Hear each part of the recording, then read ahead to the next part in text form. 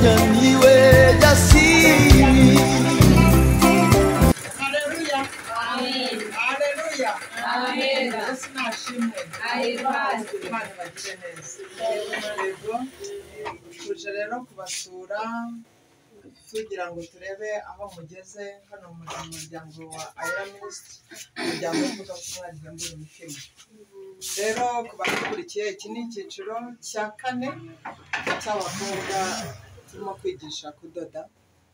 Ubwo rero kikaba ari icyiciro cya 4. Reka mpereze mwarimu atubwire aho bageze, uko babona, atubwire na viziyo baba baramubwiye bafite.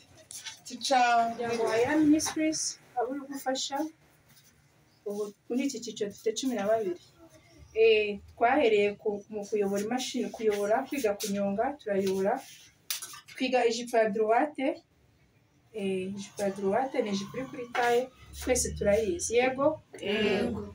Yego. Hari abakiri ku majipo ya droite, hari n'abageze ku zindi modeli zijyanye nko kudoda ishati ya kinyeshuri.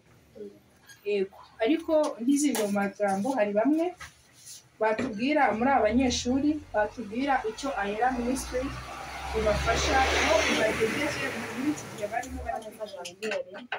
Abandi umwe mu banyeshuri biga ubudozi mu mushinga wa Ayera Ministry.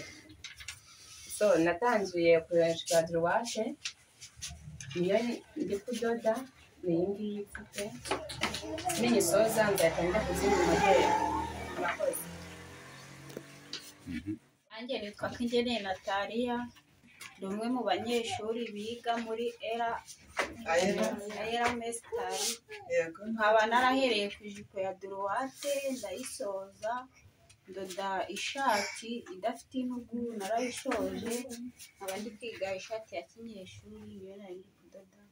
Nkaba nifuza ko ndamutse mbimenye naziteza imbere n'umuryango wanjye. Urumva mu buzima busanzwe aho yaba inkuye nuko nakwiteza imbere nyine nk'abandi, nkava ku muhanda. Ndumva yaba inkuye ahantu kure y'inzu. Imana ikumugisha. Nawe murakoze.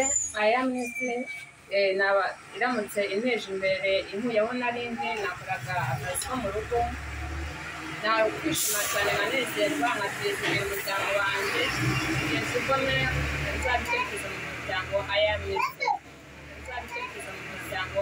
Ministry. Imana ikumugisha.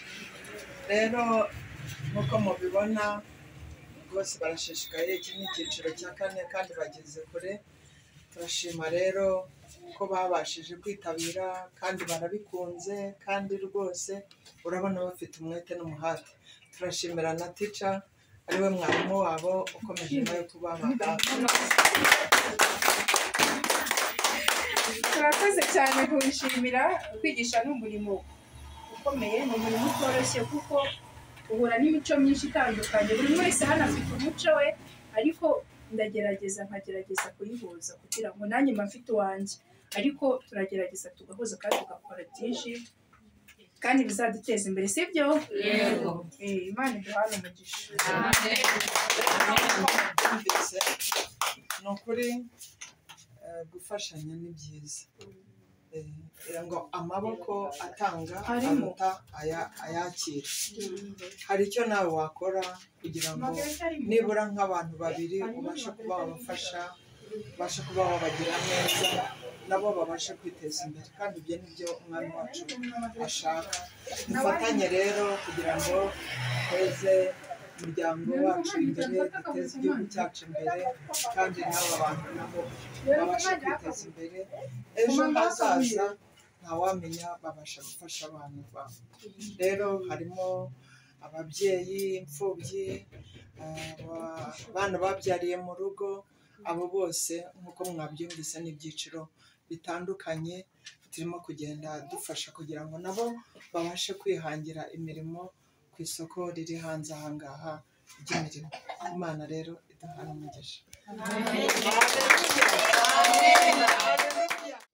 Ugeze uri umugisha rwawe ugiye kuryakira bagwe neza, kandi ukomeze umutungire ubugingo nawe mu izina rya Yesu Kristo umwami wacu. Amen. Amen. Hosanna, amen.